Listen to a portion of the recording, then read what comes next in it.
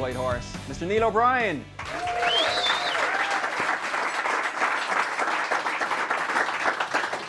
Thank you. The man. Neil, there are many questions I would like to ask you tonight. I'm going to start with a very simple one. What is it you actually do for a living? Right.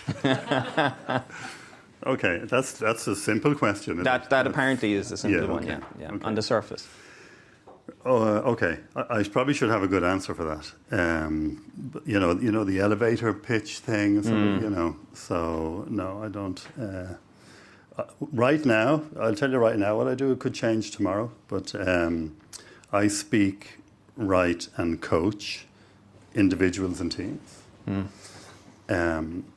And I'm told what I bring. Actually, I'm told what I bring to my interactions with people is hope and reassurance. So I would describe myself as being in the hope and reassurance business. Okay. Is that a good answer? It's an interesting answer, Neil.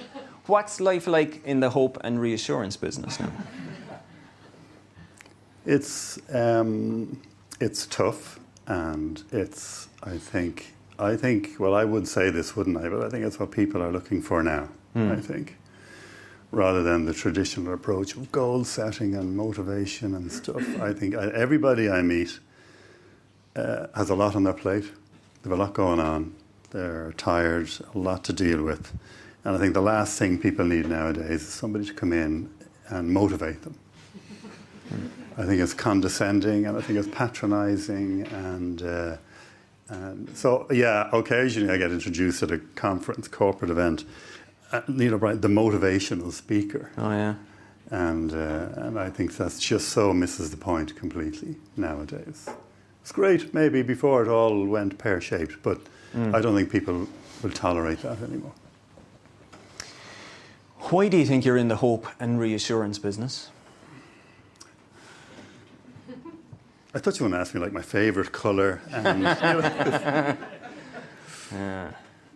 We'll get to that. Well, okay. Here's the honest answer, I guess, and here's the answer I wasn't prepared to give, maybe. And I'm intrigued by other people in my line of work, speakers and coaches and authors. And it's one thing I've learned, I think, is that people like me are teaching what it is they need to learn for themselves. So I think I need as much hope and reassurance as anybody else does, maybe. So by talking about it regularly and maybe helping others, I think some of it is coming back to me too. I get that. There's a story in your book. We'll get to Time to Fly in a while. Some of you are going home with it tonight. Is this the book that's for sale in the corner? It's the same one. At a specially reduced price for White Horse participants. Thank you. Or guests. About you getting into golf as a teenager and making the Irish team for an international. Tell us a wee bit about that now. How did that happen? Okay. Let me see. So you're now talking, I took up golf in 1969. So I was 11 years of age at the time. I was the only person under 30 in the golf club. Is that right? Yeah. Huh. I was told in those days men went to golf clubs to get away from kids. Okay. And I was there, so I got shouted at and roared at and told to go home and what are you doing here and all that. At the time, my parents were going through a very difficult time in their relationship, and it wasn't a happy house. So I discovered something that kept me out of the house for about 5 hours, and that happened to be golf. It's probably the longest sport you can play, so that worked really well. So I took up golf then. So I used to okay, here goes. There's the school, and there's where I lived, and there's the golf club. So I used to go home from school for lunch every day, have my lunch with my mother, cycle back to the school, and keep on cycling for the afternoon to the golf club. So I spent most afternoons playing golf because I didn't like school either. Okay. So it worked in two different ways. So I kept getting caught and hauled in and getting suspended and all of that, and off I went again, and suspended again and all that sort of thing. So it then turned out at 16 years of age, I was the best golfer in the golf club. Better than any of the other men. Wow. So I was the number one. So I don't know whether it was by fluke I turned out to be really good at it or what. I certainly put the hours in. But it turned out I'm suited to golf, if there's such a thing. Yeah. So then I got picked on the Irish youth team, which was under 22 at 16. So I'm way ahead of the curve now.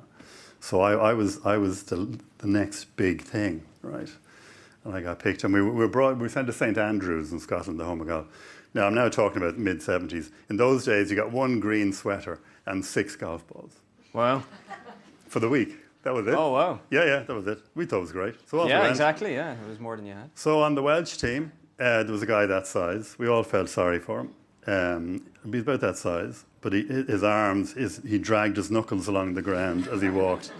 And his name was Woosnam. I was just going to say, it wasn't him, was it? Yeah. Yeah, wow. And on the Scottish team, there was the opposite. The number one amateur in Europe at the time was Sandy Lyle. Wow. So 16 years of age, I was in the home of golf with my green sweater and my 6 golf balls, playing against Ian Woosnam and Sandy Lyle. And I first person in the club to ever get picked on any Irish team. It was great. And I was never picked again. Now, on any Irish team in any sport, that's one cap. It's really hard to do, Yeah. Normally you should fight to get off the bloody team. So I'd never picked again. And I did all the good stuff. So the following year, I got a trainer. I got fit. I watched my diet. I did everything according to the book, and yet never picked again. Later in life, I then got to realise that the difference, what had changed in those 2 years, was I wasn't dreaming about playing for Ireland. I wasn't in school. The few hours I was in school thinking of hole and putts, I just felt then I had an entitlement to it. And that's the only thing I can come up with, which was the difference between the two, was I guess I lost the passion for it or for something. I was never picked again. Wow. Challenge this now, because this is a theory that I came up with, and all theories are just theories and are there to be challenged. But when I read your book, that stood out for me as some kind of a seed that was planted in you, that sense of why didn't I get picked a second time? Why didn't I play on the tour or any of those things? Yeah. It's almost as if you're still searching for that question, or is that BS? No, I think that's fair. Yeah, I think it's fair. It's just not in golf anymore. Right. I still play golf, but it wouldn't obviously do it for me to that extent. So I think perhaps the work that I do is where my passion is now. Yeah. And where I still feel I'm only starting. I still feel that there's stuff that I still want to try next. Yeah. So I think I've just redirected, maybe. Tell me more about the dreaming thing, because it's a kind of a profound thing, and at the same time it's just that little bit out there for a lot of us. We get uncomfortable around even being talking about dreams, especially in a work context. You're like, Jesus, you dream when you go home. When we're here, we work. It's a nightmare. Right? Yeah. Well, yeah. Tell me more about that now, because that is an interesting concept. Okay. I don't think you start with that, actually. Or I don't think that's where I don't think you have to kind of come up with a dream for your life or your career and then kind of enforce it every day. I don't think that's not how it works. I think having a dream or a vision or an aspiration should be a natural output of other things working better. Okay. I know there's times when I'm low and I'm pissed off. The last thing I want somebody to do is come near me and talk about a dream, or a vision or a mission. Yeah. I'd shove it up their jumper. Yeah. So I'm just trying to get through the week, So I think there are times when other things are working better for us. I think then it's very easy to have that conversation. It's like the difference between inspiration and motivation. So I think motivation is, the usual thing. Come up with a plan, come up with an idea, work really hard to make it happen and get there. Inspiration is an idea has grabbed you. And you have no idea how it's going to happen. But you might know what the first step is. Yeah. And that's what I like. So when I'm working with people, I don't ask them to have a dream or have a vision or a mission. I like them to complete the following sentence, though, which would be something like, someday wouldn't it be great if? I like that idea. All right. So if we have some sense of that, and that's likely to change, that's okay. And then the first step. I think that's plenty. I don't like to goal set too much. Okay. So I think it's important. I think it's important to have some ridiculous notion for ourselves, but I don't think it should be a contrived thing. It's definitely not where you start. I want to get back to the goal thing in a minute, because you're a little bit out on the kind of heretic fringe on that and conventional stuff, which I like. Thank God. Complete your Lean the Barney question that you rolled at us there now. Complete it for yourself. What's that? As you see it right now. Was that Irish? That was a bit of Irish. Yeah, sorry. Yeah. I thought I just had a blackout there for a moment. I thought it must be time for my medication. I thought I didn't. I thought it was French. Okay. Yeah. You see, I didn't go to school. I don't know. Yeah, apparently. Yeah, you were chipping balls when you should have been... I should have been Oscailiga, maybe. When you should have been completing your sentences. Someday wouldn't it be great if... So, well, okay. So really that's like, you want me to define then what success might be. Is that it? Is that what you're looking for? Go there. Okay. Someday wouldn't it be great if I could spend June, July and August in Italy and generate enough income from the other 8 or 9 months of the year to be able to do that without any worry. That's when I'll feel I'll have cracked it. Judging by the reaction of the audience, if you can find a formula to do that, you'll have a queue. A queue of... Can we come with you? 40 steps. That's actually going to be my next book. Oh, right, okay. That makes sense. Speaking of Italy, tell us a wee bit about your good wife. Because she features in the book a little bit. She features in everything, and rightly so. Right. So Angela's of Italian extraction. Mm-hmm. She was born in Ireland. Her parents were born in Italy. They left Italy to kind of escape the Germans in the Second World War and came to Ireland. They didn't know where Ireland was, really. They just knew they had to get out of where they were.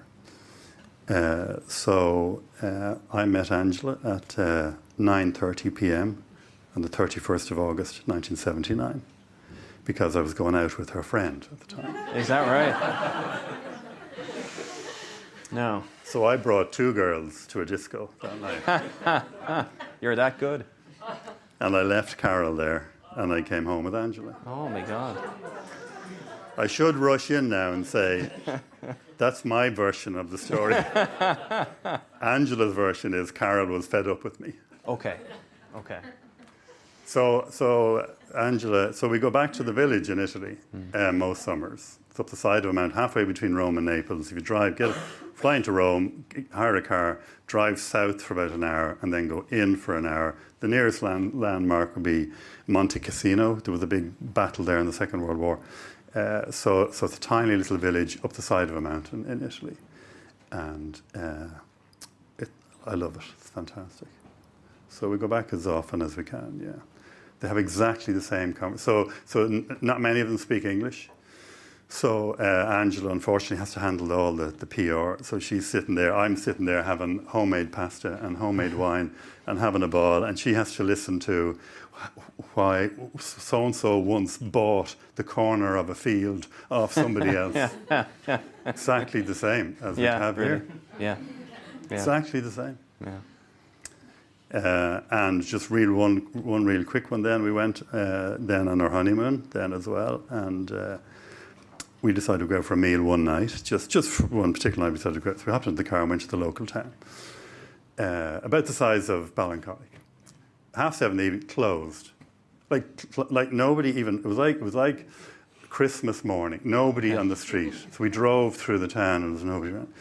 On to the next town, nobody. Next town, nobody. We ended up, believe it or not, with fish and chips in the car on the way home.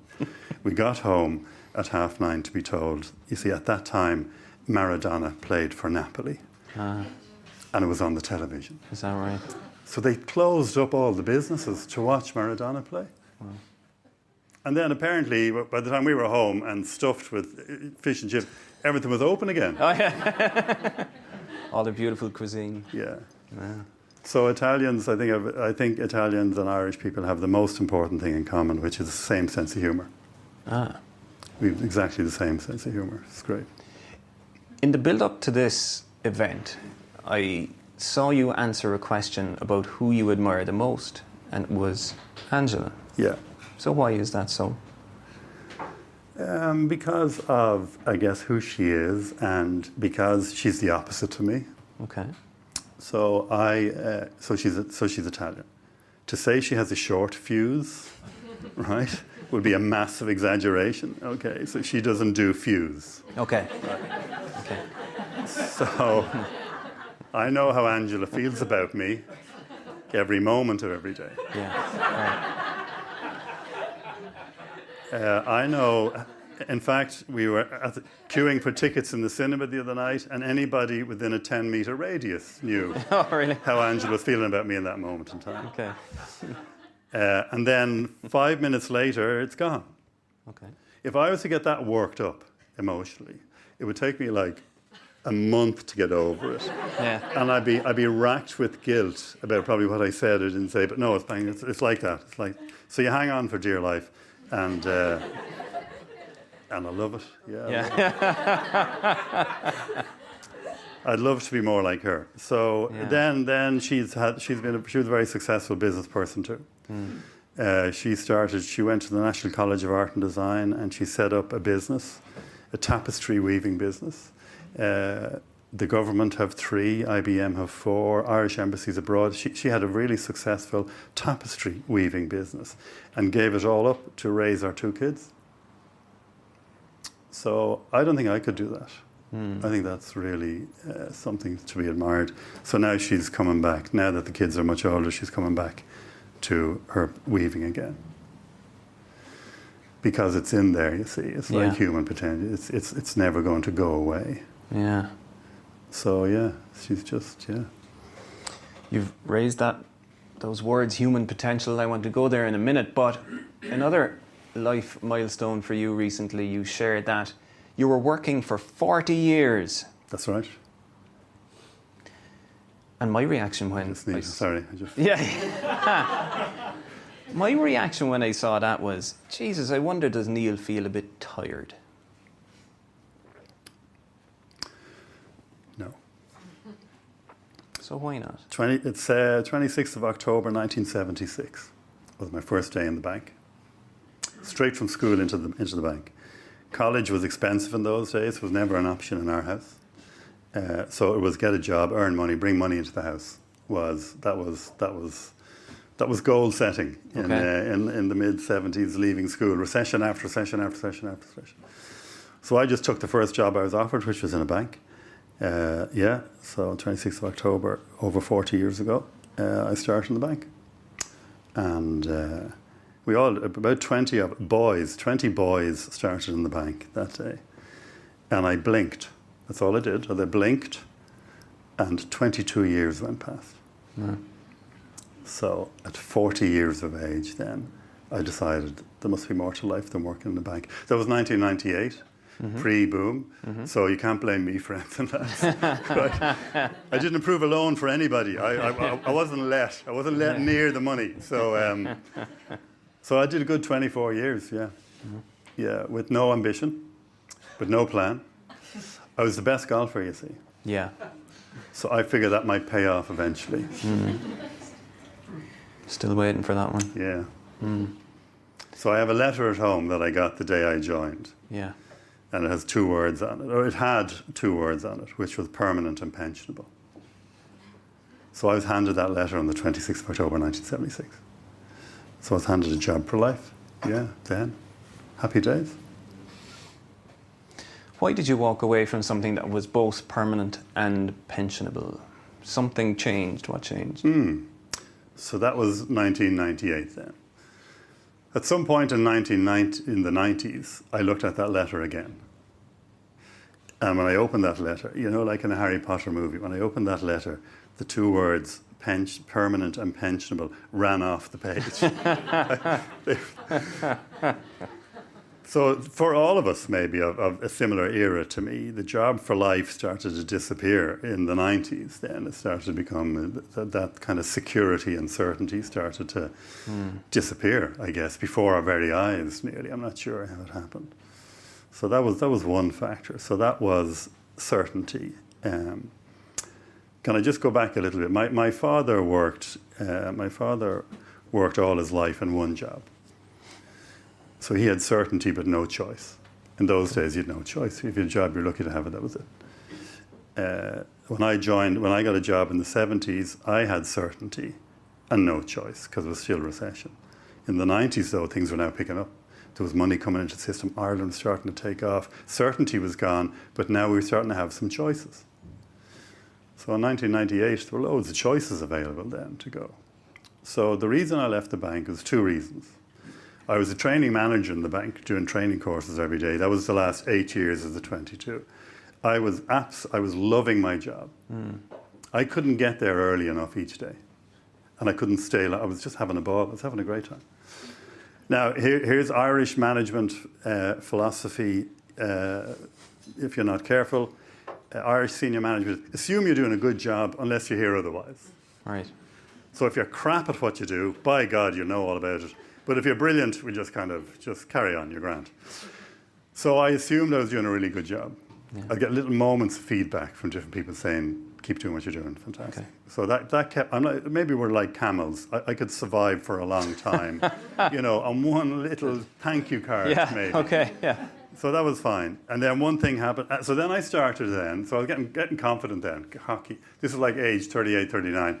I would then mention to Angela at home, I wonder could I leave the bank someday? So I started, I wonder, you know, could I make a go of this outside? Could I be a trainer outside the bank, maybe? So we're back to now no fuse, right? So we just moved house, maxed out in every facility to get the house. And now you're talking about leaving the bank, like you pick your moments. So I tried to read her mood then, from then on, to try and so I raised it for a year. Okay. On occasion. And then one thing happened in the bank that broke my heart. Okay. Gutted me. Absolute. Nothing to do with money or promotions or bonuses or all that stuff. One thing absolutely gutted me. And when I came home really upset to Angela that night, for the first time in a year, she said, we'll go for this. Wow. She said, right, come on. They don't deserve you. You don't, you know, you shouldn't be treated like, go. She said, we'll live on love. Wow. You can't beat that. She hasn't said that lately. We'll live on love. Okay. So I said, we'll sell the car, we'll make a go of it. So that Monday night, we decided I would leave the bank. The decision, to this day, the decision to leave the bank, to this day, is still the hardest thing I've ever done, the decision. But actually leaving and what we did next, is relatively easy compared to we're going to go for this, that 100% are we going to go for this. And I find nowadays that's still the same with my clients. Are we really up for this? Like, are we absolutely... Yeah. That's the hard bit. Yeah. What you do next is, if you excuse my language, what you do next, you just do the bleeding obvious then. But are we really...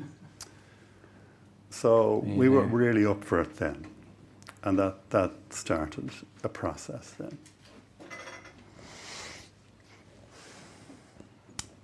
Human potential. Yeah. It's clear that you felt there was more in you.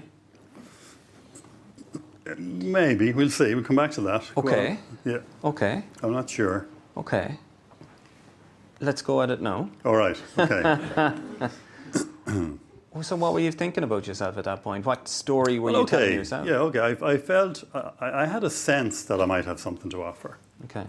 I mean, that's all it was based on. All my peer group, the 20 boys that I joined the bank with, were still in. They all said, you're mad. Everybody except Angela said, don't do it. I wasn't even that sure. Hope and reassurance, I wasn't even that sure. I had a sense that maybe I might have something to offer. And I had 2 clients. So at this point, I was a senior banker. I was in different banking committees. So 2 banks said to me, if you ever go out on your own, we'll give you a bit of work to do. Okay. So I had I had a hint and 2 clients. And that was it, really. Yeah. I'm a bit innocent. I'm a bit naive. I don't think things through too much. I'm a great let's have a go merchant. Hence, I'm sitting here tonight. No, So that was it. There was no plan. That was the most I could offer, I'd say. When you're working with clients now and you see, people who have that, call it innocence, have a go thing, does that delight you or frighten you? No, I think it's great, yeah. I think we could get back to, bless you. I think if we get back to it, somebody's allergic to me over there. If we could get back to that a little, if we could tap into that a little bit more. Or maybe we need a different version of it for times like these. I'm not sure. But I think a little bit of innocence and a little bit of don't overthink.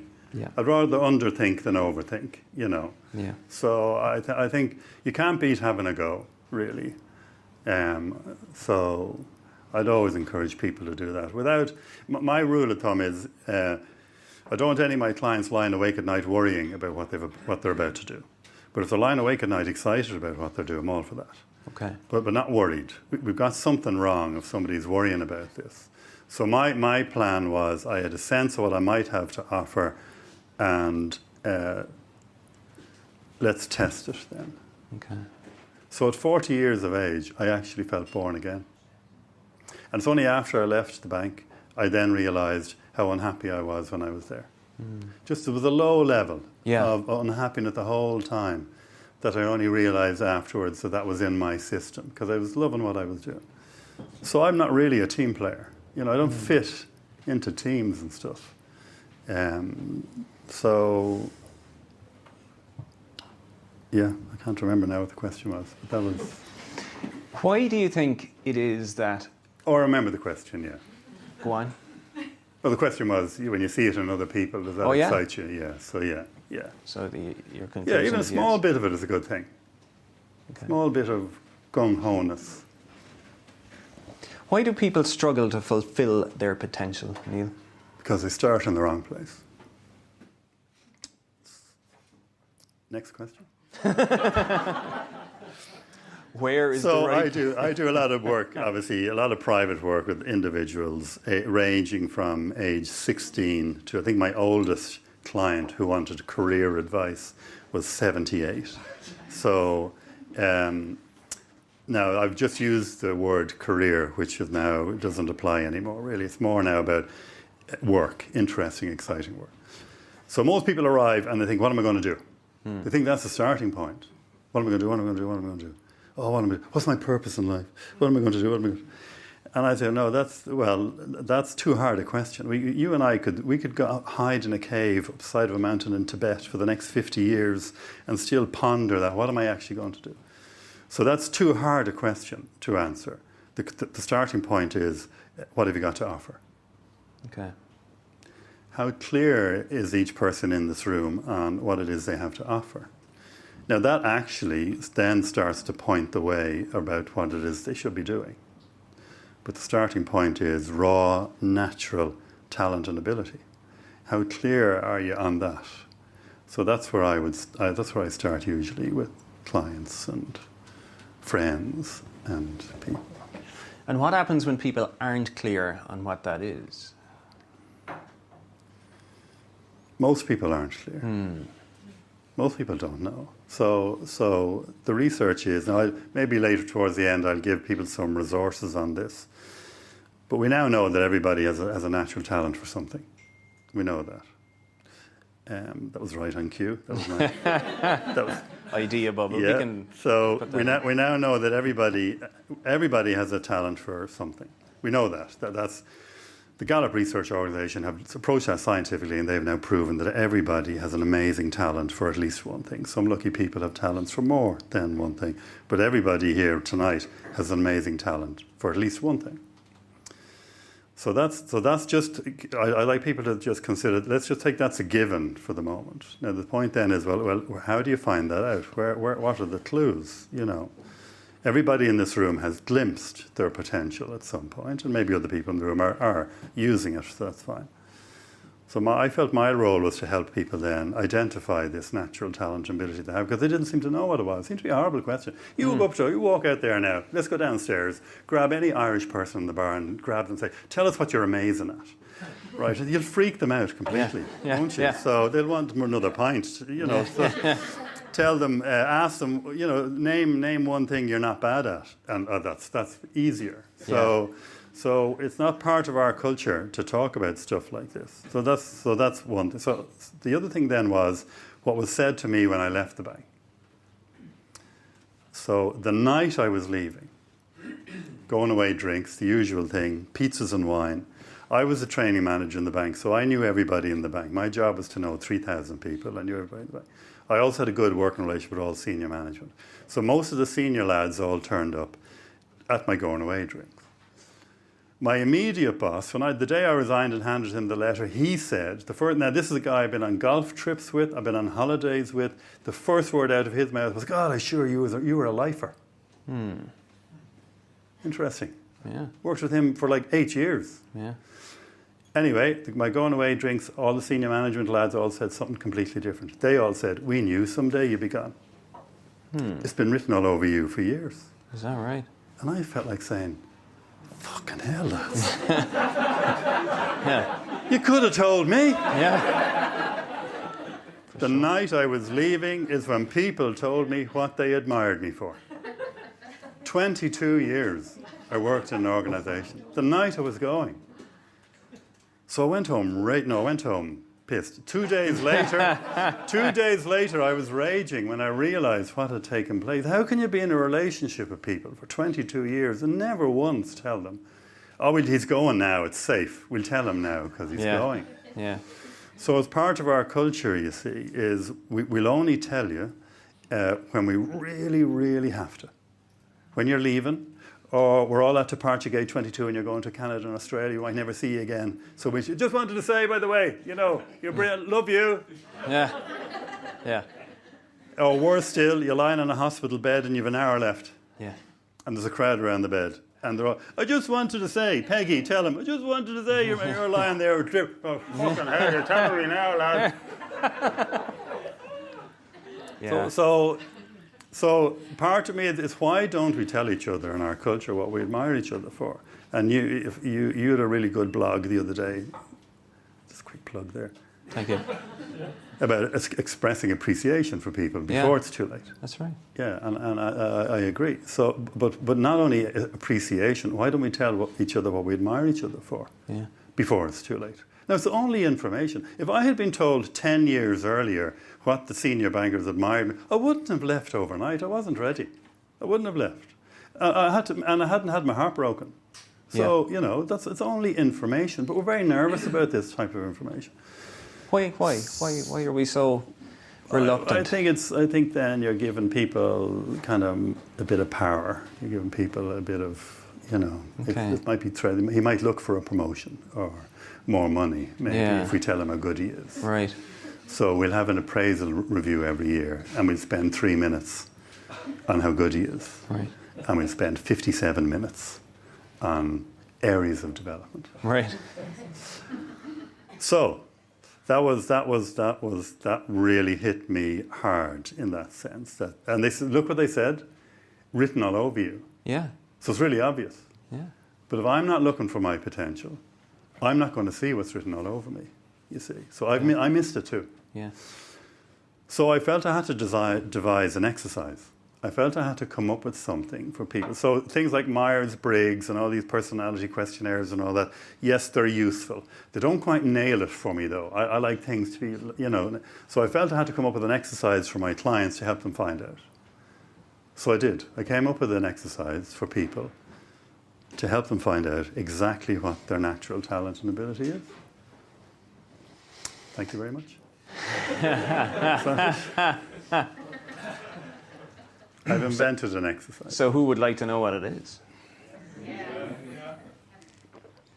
So it was probably unfair of me to put Neil in the chair without actually road testing all his good stuff, right? Kind of no reaction to that. Maybe it would have been fair. They don't care, obviously. Yeah, clearly. Tell us about the expert panel then. Okay. I'll tell you a little bit about mine. Okay.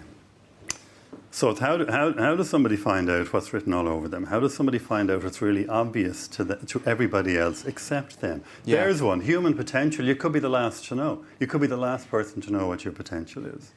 So I came up with the following exercise, and I have done this with about 300 clients in about the last 10 years, about 30 clients a year. So what the client has to do is they have to assemble a panel, an expert panel group, which is 6 people who know them really well. Now, if you think that's tricky, it's going to get worse. I like 3 of the 6 who know them better through work than through life, and the other 3 who know them better through life than through work. And that's our 6. And they ask each one of the 6 people the same 2 questions. So you know what it's going to be. Please tell me what you admire me for. Please tell me what seems to come easy to me. Please tell me what you've noticed. I may not even be aware of this. So the question is actually a paragraph, but I may not even be aware. So please tell me what it is you admire me for. Question number 2, based on what you've just said to question number 1, please list all the jobs on the planet I'm perfect for. Yeah. And they ask those same 2 questions to 6 people, and the 6 people email them the answers back. They email it to me, so I can look at it without them being in front of me. And that's how you find out. It's a bit crude. I might tell you in a moment how different people have reacted to it. Okay. It's uncomfortable for a lot of people to do. But by God, the information you get back is valid for I'd say about 20 years. You can plan the next 20 years of your work life on what the information you get from that exercise. Isn't that right, Aodan? It certainly is, Neil. Well, we're about to see, right? Because guess what I did? I assembled an expert panel of 6 people. They're in the room tonight, folks. So if you feel heat coming from someone next to you, it's probably they're burning now with embarrassment, or that I might actually out them. So for the purposes of the exercise, I actually asked 6 people who I knew were going to be here tonight. And I did exactly what Neil prescribed, and I got back extraordinary stuff. Extraordinary stuff. So, so there's 2 lists as Neil describes. The first is, what do people admire you for? Okay. So that's interesting, right? Because you're looking at it and you're going, Jesus, isn't that brilliant? You're getting this validation, cliche word. You're getting all this kind of, Jesus, I feel great now, or you almost kind of get slightly emotional. You're kind of going, Jesus, I feel good. I'm delighted that people recognize that. And then the second list about the ideal jobs that are out there for you. So then I'm looking at that going, what? The who? Did Where? you get porn star? No, the only reason I probably didn't was because they knew they were going to be here. Yeah, okay. So that is a very interesting thing. No, what's interesting, we chatted, or I told you I was going to do it. And we haven't gone through the list yet together. We might talk about that another night. But we'll post it on the note. Yeah. But what is fascinating about that is that the first piece feels good because you're getting all this stuff, aren't you great? And then the second piece is all of a sudden you start losing your gravitational force on the earth and you're going, Jesus, whoa. When people are saying you could be that, this and the other. Yes, yeah. And that, for me, was extraordinary. And it was weird. And I felt excited, and I felt pissed off, and I felt uncertain. Lovely. So what do you make of that, Joe Bradley, Neil O'Brien? Can you stay back later on? You need help. I clearly do. I clearly do. In my professional opinion. Okay, well, can I ask you a couple of bits? Please about do. it Let's then? do it now. Can I? Let's pretend you're now in the red chair, Okay. and I'm Aodan. So, Aodan. Okay. I would normally at this point ask a client. Now, you had a reason to do it because we were maybe going to mention it tonight. Yep. In normal run-of-the-mill, people obviously don't have that hanging over them. So I would normally ask somebody at this point, did you find it awkward to ask 6 people you know to do it? Was that an uncomfortable thing for you to do? A little bit. I suppose what was easier for me was that a lot of the relationships that I would have with some of the people was in this area of the work that I do myself. So there was almost a permission that, we know each other because we're helping each other get along, right? So that's kind of my contract with a lot of people. Yes. But there is absolutely a vulnerability thing straight away when you ask someone, because you're kind of going, this is my thing, I'm giving it to you. I kind of trust you, as Yeats said, not to trample on my dream or tread on my dreams, right? To a certain extent, right? So there is that discomfort. Okay. For sure. Yeah, but yet, how did they react to being asked? Fuck's sake, there was probably, oh no. I'm not hearing any heckling, so I'm going to surmise keep going, based on don't because pause. none of them want to out themselves. I would imagine. Well, some actually said. In fact, most of them said some version of, "I'm honoured to be asked." I'm honoured to be asked. Exactly. It's a good thing. It's a good thing. Most people are glad you asked. There's you all vulnerable and wondering about asking, and yet the moment you do, somebody is glad you did. Yeah. Any surprises? Anything off the top of your head? Any surprises with some of the jobs? Anything that you remember? Yeah. Okay. So there were a ton of surprises. I mean, when it came to the things that they admired me for, so straight away, so part of the thing we didn't talk about was the person also makes their own list, right? So I listed my own things that I felt I wasn't too bad at. Yeah. And so there was a certain amount of correlation there. Yeah. Which I was kind of relieved about. Again, I was, oh Jesus, am I completely deluded? Which, by the way, we should all check every now and again, important. But it was really in the dream job thing that I just got totally rattled, because people were suggesting stuff that part of me was going, Christ, they're right. They're right. Or they could be right. But that's so different to what I'm doing. Really? Yeah. Wow.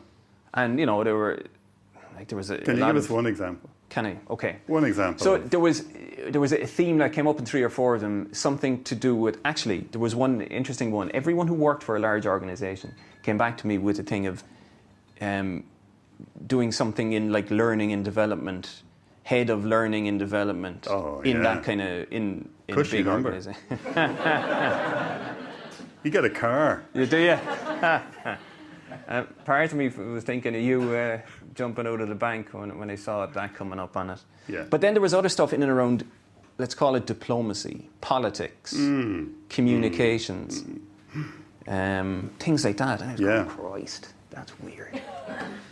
But you just never think. And this is the point, right? Because we're just, I have to do this, I have to complete this, next few steps of the path I'm on. Yeah. And that means...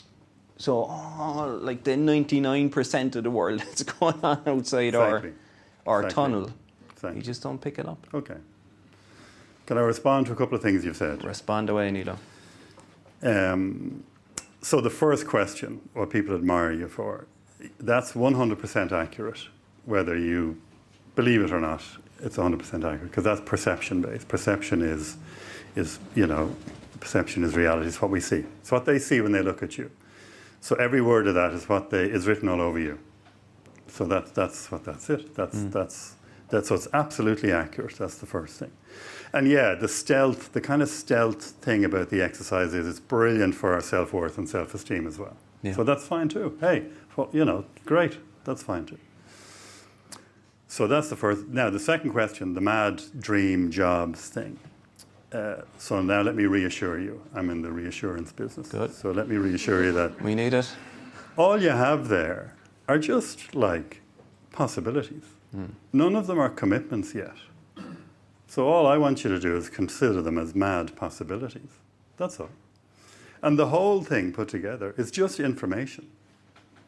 It's what you do with it is up to you. But it's just information. So that's fine too. So let's keep it maybe in perspective as well. So it's absolutely true. People honoured the exercise. They were glad you did it. They thought about it, and they've given you more or less, their best shot. So it's all correct. But it's only possibilities, though. So maybe to talk a bit, I'll talk a little bit about. So I've had people of all backgrounds and all ages do that exercise. Almost everybody. So here's what they get the results back by email. They email them to me. I have a look, and then we meet. I'm not going to do this to you now. You'll be glad to hear. I make every client then read to me their list because I think they have to hear it as well. Yeah. So I make them read it to me, and that can take a while sometimes. And almost every case, people then get emotional about it, and that's important too, I think, because now there's a bit of heart in it as well. So that's what would happen next. So I've had people. I had a marketing guy, a marketing expert. He was loving this so much. He asked 18 people. He couldn't get enough. We had the whole floor covered, and we didn't know where we'd start. And I had one woman who we had the session. We went through the exercise that I was suggesting she did. I explained the whole thing. Off she went. She phoned me then the next day and said, "How dare you put me in this position with my friends? I want my money back. I'm not going to recommend you to anybody. I just don't get what you're at with this." Now, when we explained it the night before it all, but obviously she thought about it. So anyway, she read me the riot act over the phone and wanted her money back, and I sent her a check, and that was fine.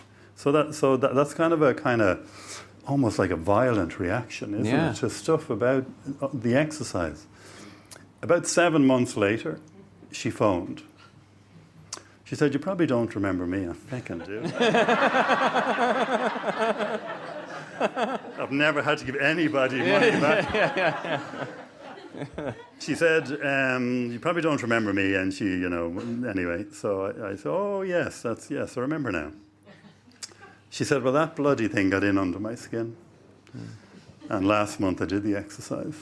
And I'd like to come and see you now about the results." And she did. I mean, an amazing time over the results of it. And yeah, so there are the reactions I get. Then transition year. I've done it with transition year students. See, I think we should have all done it when we were 16. 16, because we've got choices to make now. Yeah. So now, if we've time, I'll tell you about my daughter's experience. So now, anyway, I do it with transition year students. What do? They do it by text message. Of course. It's great, yeah. Isn't it? Fantastic. Instant. So I get them to read it out, so they're reading it off their phone, and all that. It's probably if there's one good idea I've had in the last 20 years, it's probably been that exercise. It's a bit crude, but now, okay, here's the thing, and this is going to apply to you too, because there is a tough edge to this. Okay. So I reassured you by saying, I hope, it's only information. It's only possibilities. Don't lose sleep. Let's go with this. Maybe later on I'll talk about what you would do next if you were a client. But I'm afraid the other edge of the sword is that now that you've got the results of the exercise, you can't ever say you weren't told. Yeah.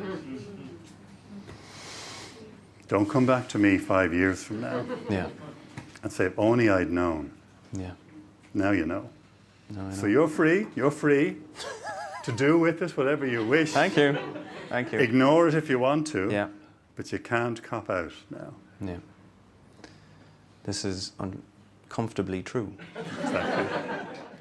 So real quick, if we were a client and we're going Yeah. next, we would come up with the top 5 of all the jobs people Okay. suggested. What are the 5 you love the sound of the most? So you get the final vote, the casting vote, Yeah. and we turn each one of those 5 into 5 projects. Okay. And off we go. And we do it, and we research it, and we do other stuff, and we network, and we do all that. But we've 5 possibilities, each one that you love the sound of, based on natural talent and ability. It's working, guys. It is working.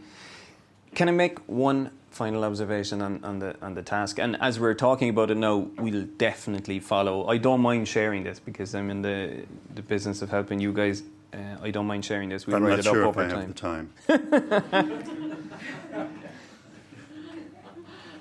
Only half the people came back and said, your dream job is what you're doing right now.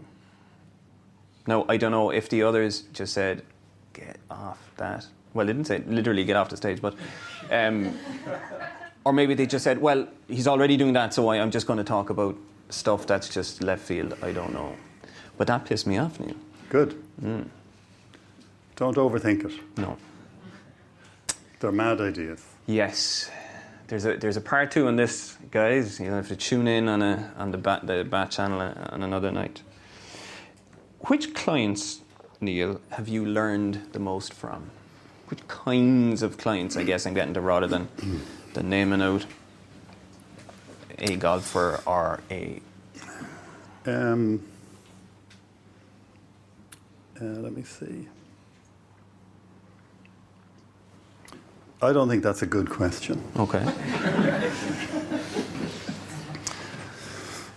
Because I think, because I probably learn something from every client, actually.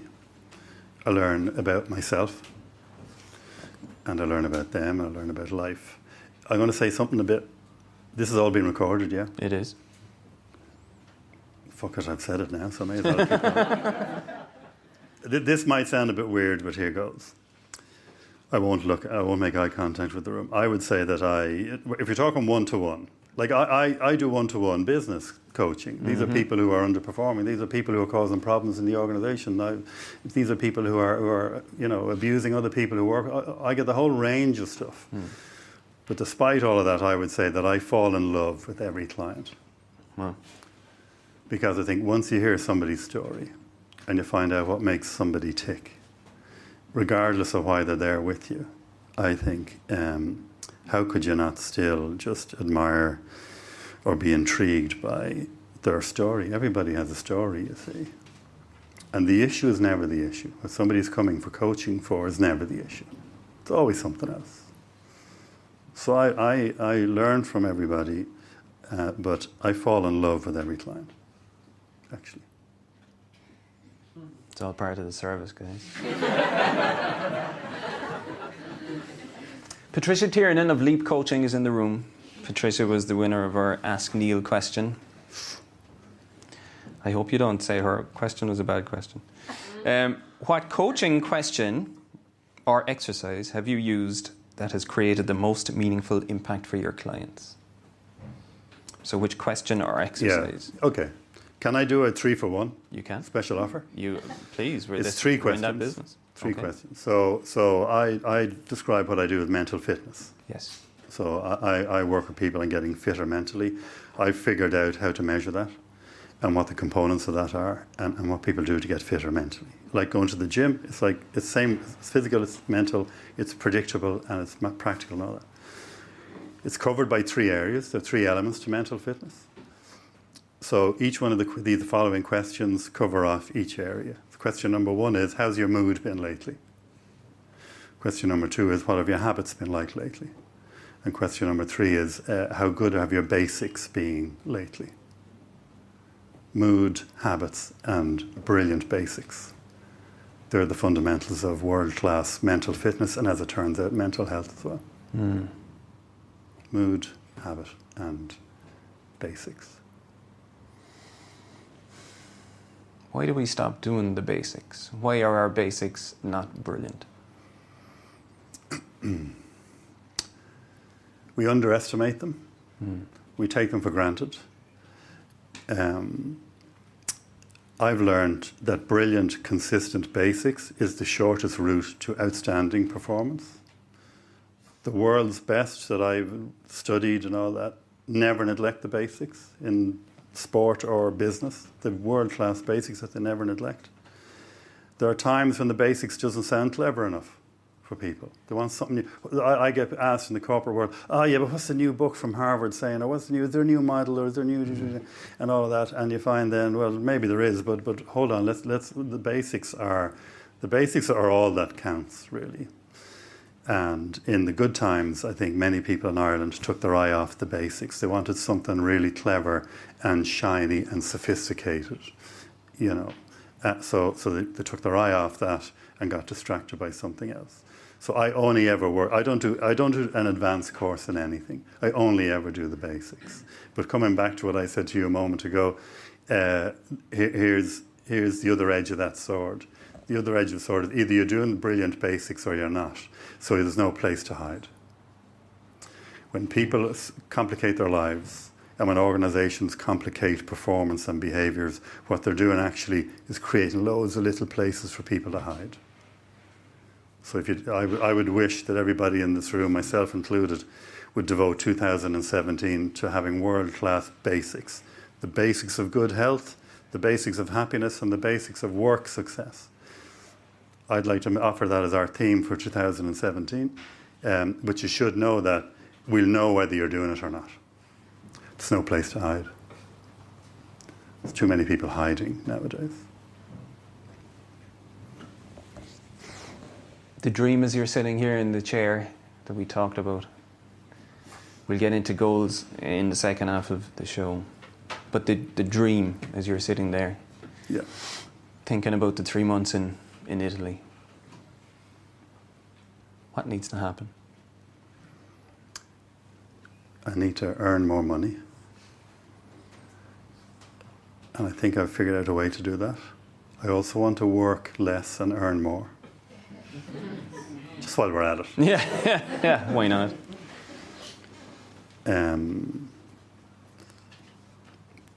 That's really it, is to readjust my sources of income and my model. And that's the final piece of the jigsaw. Yeah. I highly recommend Time to Fly, by the way. It's here tonight. It's really for good. those of you who don't have it. He's not wrong. He's not wrong, by the way.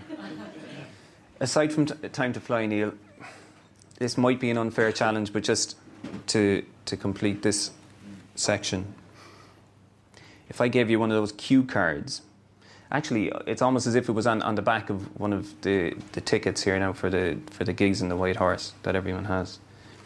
And if, in the way that you beautifully did for the Smarter Eggs, leaving us messages and so on, if you just could put one message on those tickets so that when people got home, took off their coat and they pulled the thing out and there it was something from Neil, what would you write? That's easy. That's an easy question. That's a really good question. Thank you. Thank you. That's an amazing question. I call it a superhuman power. There's one superhuman power that fixes everything for all of us. And it would be our ability to do what we don't feel like doing a little bit more often. Ladies and gents, Mr. Neil O'Brien. Thank you.